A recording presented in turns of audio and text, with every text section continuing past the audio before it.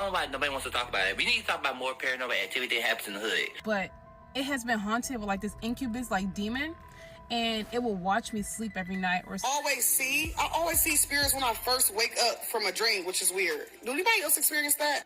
Since we talking paranormal activities taking place in the hood, I want to share my experience. So this man is a regular at the hospital, and he would OD all the time, and sometimes whenever there's storms coming, he would literally purposely admit himself at the hospital. So Please, I don't have any time for any gossip now.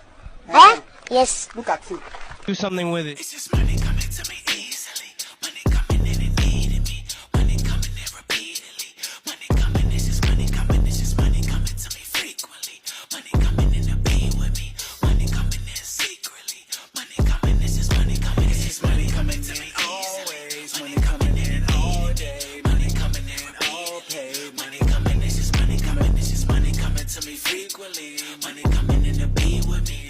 I don't know why nobody wants to talk about it. We need to talk about more paranormal activity that happens in the hood. Because, baby, I was born and raised in the hood. Born and raised. But the thing is, baby, I experienced some paranormal activity. I've seen some scary-ass shit. Because, especially with certain places that were gang-affiliated, because some of them gangs were known for practicing dark magic, black magic. They were known for doing for evil-ass shit, some demonic-ass shit. And I've seen some things. Like, we need to talk about it. I always tell people that the hood has a lot of crazy paranormal stories happen. That is the reason why they have the Tell from the Hoods and all this stuff. That show used to always scare the crap out of me. But these are real stories of paranormal activities that happen in the hood, and people are sharing their stories. Hey, y'all, welcome back to All Things Jenny. I'm Jenny. And in the process of that, I'm going to share with you a story that was told to me by one of the patient that was a regular at the hospital. He was basically a crackhead, right? He would come to the hospital all the time. At one point, he won the lottery, millions of dollars. He ended up losing it with drugs and, women and all that stuff. And he was living on the streets, right? White guy, but he lives in the ghetto of Apopka, Florida. The ghetto, okay? So I'm gonna tell you this quick story about what he told me when he OD'd that day and what he saw in his friend's eyes, because him and his friend were getting high together. Let's get into this. Since we talking paranormal activities taking place in the hood, I want to share my experience. I grew up going to my grandmother and grandfather's house on 63rd and Kenwood, just to give you some context. So not super hood, but not super safe, semi-hood. It was a little bit rougher back in the day before the gentrification started taking place on that block specifically. So yeah. And also, my grandfather was a struggling addict, so there were moments when he would with strangers while my dad was asleep, and I didn't know until I put two and two together as I got older. He would be like, do not come out this room for the rest of the night, go use the bathroom now. Yeah, that happened a few times in my childhood. Mind you, this apartment we all stayed in, it always had an eerie vibe to me, and I thought it was just because, on the weekdays I would spend times with my mom. I would live with my mom and my grandma in the suburbs, so going from that contrast from a suburban lifestyle to a city semi-hood lifestyle would just be like, okay, this is different, but it just felt off. And it never felt off when we moved out of that apartment. I know now that motherfucker was haunted. And I had my first paranormal experience there, and it was very scary. So I'll fall asleep, I wake up, mind you, there's no cable. There's only satellite television. There's only about 7 channels. So I usually go to sleep with the TV on. I wake up, the TV is on channel 32.1, and it's just a black screen. There's no signal for some reason. Also, I cannot move. I now know that this is sleep paralysis. And it's not my last time having sleep paralysis, but it's my first. So I'm like, oh shit, I'm 7 years old, I can't move. And the room is a tinted red. I kid you not, the room was a tinted red. I thought I died and went to hell. And I can't move, I can't scream, I can't do anything. A man opens the door, and it's the handman, not the handman child. The tall man with the hat man. Yeah, I seen him motherfucker. He had no eyes, no face, but he was there, clear as day. And I'm just scared to tell people this story because people think I'm crazy, but I kid you not. After that, I could not sleep in that room by myself anymore. My little sister had to sleep in the room with me. I used to sleep in my room with my dad and my stepmom. I used to be like, I'm going somewhere else. I used to skip out on weekends with my dad for a good consistent time as a kid, and I was too scared to tell anybody because it was so traumatizing. And I don't know, my grandfather bringing all those different types of energies into that apartment. Who knows what spiritual attachment were with these strangers he was doing DRUGS with. He could have been having some spirits following him. You just never know. But yeah, that's something I would love to see. I would love to see another horror movie taking place in the hood, because the hood is a hub for trapped spirits. It's a hub for negative energy sometimes. It's just a hub for spiritual activity to take place. And I don't want to sound like one of them moon crystal bitches, but it's definitely some spiritual works in a place with a lot of these games and stuff. So let's get into this next story of paranormal activities in the hood. This young lady had a D word, an incubus, in her home that would show up every night to essay her. Let's get into this crazy story time because I couldn't believe my eyes or my ears when I heard this story. Let's get into it. Oh, my time has come to share my story. I'm gonna make this a series, but let's get into it. So the house that I live in now, I've been there for over 20 years, but we're moving out now. But it has been haunted with like this incubus, like demon, and it will watch me sleep every night, or sometimes it will come in my dreams and essay me, like consistently on a nightly basis. It was horrible. It was miserable. So every chance I got to leave my house, I did. I got left my mom's house many times because I'm like, this shit is too dark. Why is this happening? And then like sometimes like I would get like the sleep paralysis where it would be on top of me. Like, it's so trifling. I was like, damn, man, even in the spiritual realm, it's fucked. Oh, God. I guess that's where they get it from. But it was horrendous, y'all. And I would tell my mom, and I'm like, Mom, there's something here, and it's not a good spirit. And she'll just go into the Jesus default. And I'm like, oh my goodness, bro. Clearly it's not working.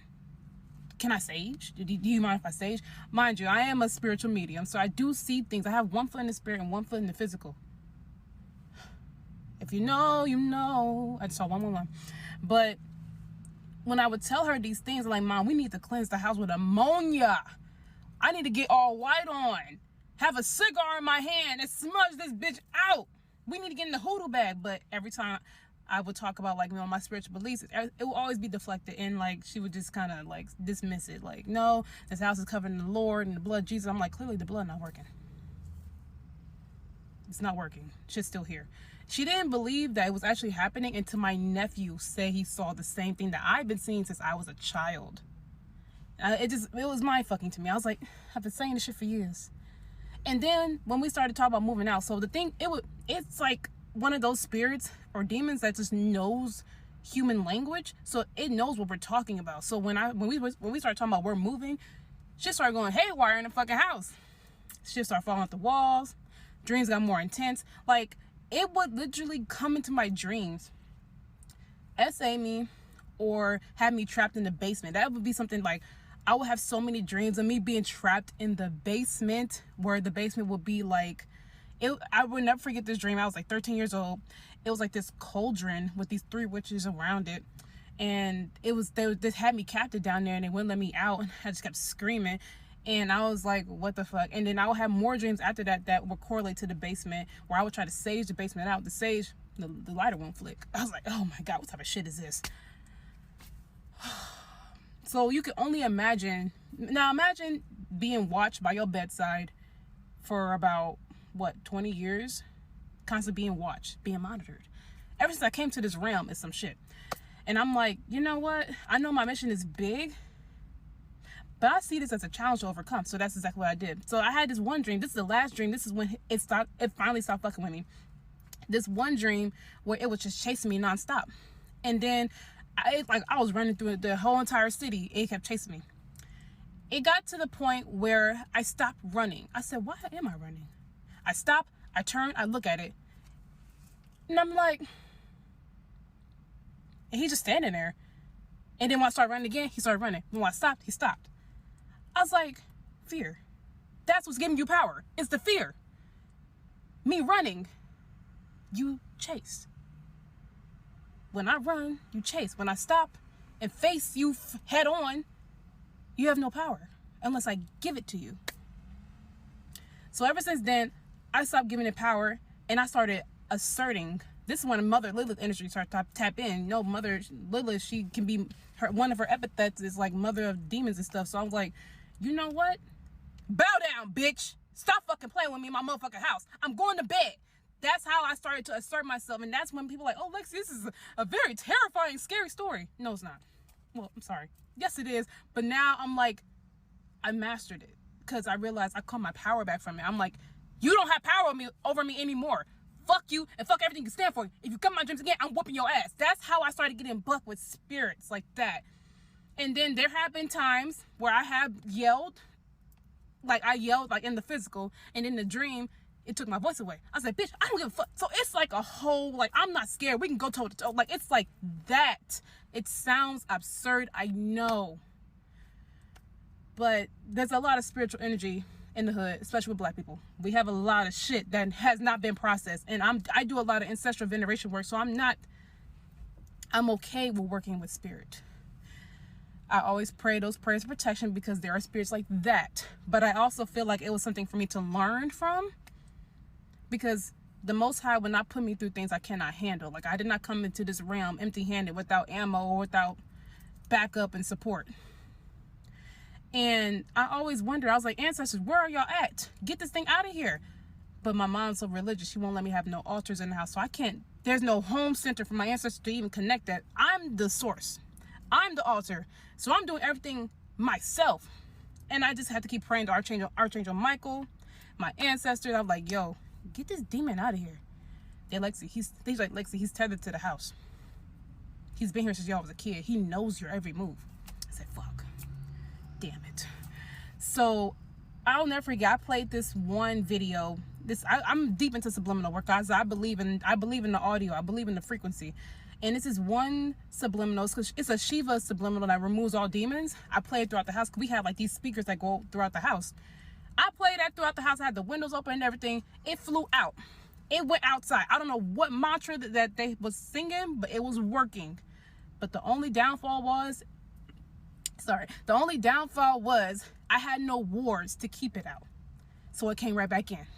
Like, I'll never forget it. Me and the dog, we playing it. I go outside to look, to bring the dog back in. I see it standing in the corner of the house, and the dog is staring at it. I'm staring at it, and I'm like, the moment I start playing the song, it comes right back in. There's no ward. There was no warding in place. I cleansed it, banished it, but no protection, like physical protection. No, like my mom would let me get. Honestly, I did the best I could with, like, water. Like, I could put water in the corner, I could put ammonia in the corner, I could put salt on the floor, but I think it needed a little bit more. So I don't know. It was just chaotic. I'll never get it. And I would just tell my mom these things. My mom, she's spiritually sensitive too, but she covers it with Jesus. Okay, so like these psychic gifts that I have, they had to come from somewhere. And I'd be trying to tell, like, yo, I didn't just have these out of nowhere. Like, this came from, like, she's a dreamer too. And she would say, like, every time she would go to sleep without the light on, she would have nightmares. I'm like, don't you think that's a sign? Or do you not? I'm trying to tell you, this shit in the house.